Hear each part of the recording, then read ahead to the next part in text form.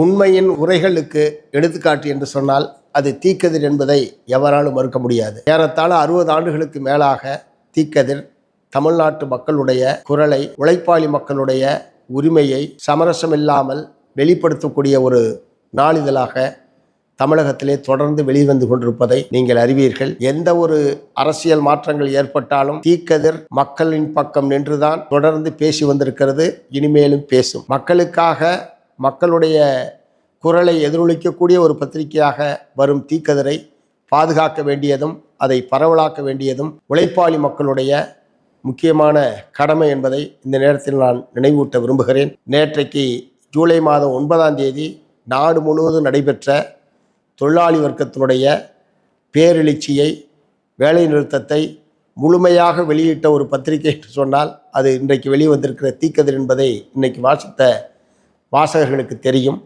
அப்படி உழைப்பாளிகளுக்காக வெளிவரக்கூடிய, ஏழை எளிய மக்களுடைய முகமாக தொடர்ந்து வெளிவரக்கூடிய தீக்கதிரை பரவலாக்குவோம்.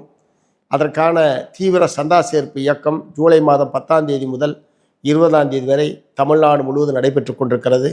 மார்க்சிஸ்ட் கம்யூனிஸ்ட் கட்சியினுடைய அனைத்து தலைவர்களும் உறுப்பினர்களும் இந்த மாபெரும் பணியில் தங்களை ஈடுபடுத்தி கொண்டுள்ளார்கள்.